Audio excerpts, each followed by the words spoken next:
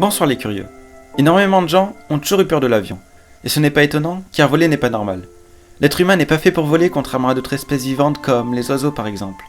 Voler est donc chez nous quelque chose de pas naturel. De plus, l'accès à l'avion est tellement contrôlé de nos jours que toutes ces procédures de sécurité nous effraient puisque nous entrons dans l'inconnu. Mais faut-il pour autant avoir peur de l'avion ?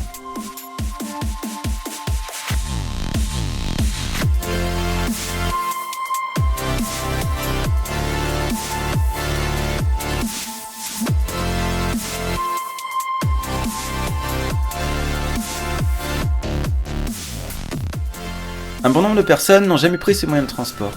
Les seules informations qu'ils entendent à ce sujet sont les crashs d'avions dont nous parlent les médias. Que ce soit de l'acte terrorisme, du dysfonctionnement de l'appareil ou même de l'hypothèse où le pilote s'est suicidé, il y en a pour tous les goûts, ce qui ne rassure pas la population d'ailleurs. Cependant, la sécurité à bord des appareils se renforce. Que ce soit au niveau du fonctionnement de l'appareil, toujours avec de meilleures technologies, ou alors que le cockpit de l'appareil depuis 2001 est devenu un vrai coffre-fort, le risque d'attentat et d'accident est à son plus bas niveau. Malgré ça, cette technologie a permis à un copilote récemment de faire écraser son appareil en bloquant la porte du cockpit sans que le pilote puisse y entrer. Bien sûr, cela ne pourrait normalement plus se reproduire car les compagnies aériennes ont pris un ensemble de mesures. On apprend de nos erreurs, mais malheureusement, cela se fait toujours après une tragédie. Et on peut se demander, peut-on survivre à un crash d'avion ?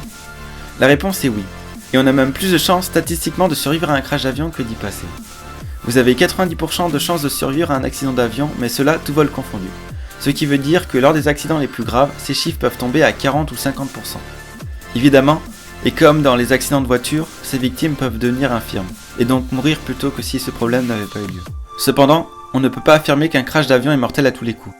Prenons l'exemple du crash de l'A320 de la compagnie US Airways le 15 janvier 2009. Plusieurs oiseaux se sont heurtés contre les réacteurs de l'appareil lors de la montée de celui-ci, entraînant donc la panne des moteurs. Mais le pilote, expérimenté bien sûr, a réussi à faire atterrir l'appareil sur le Hudson, fleuve passant à côté de Manhattan. Résultat, 0 victime pour 155 passagers et membres d'équipage. Et il y a des dizaines d'exemples de ce type où il n'y a aucune victime à bord malgré un grave accident. Une expérience a même été réalisée pour trouver la meilleure place pour survivre dans un avion. Et les premières classes ont plus de chances de mourir dans un accident d'avion que les classes économiques car ces premières sont placées à l'avant de l'appareil. Statistiquement, les personnes les plus éloignées du cockpit ont environ 80% de chances de survivre lors d'un accident d'avion contre environ 50% pour les personnes les plus proches des pilotes. Cependant, ce ne sont que des statistiques et chaque accident aérien est différent. Et il se peut que toutes les personnes à l'arrière y perdent la vie tandis que toutes celles à l'avant ont la vie sauve.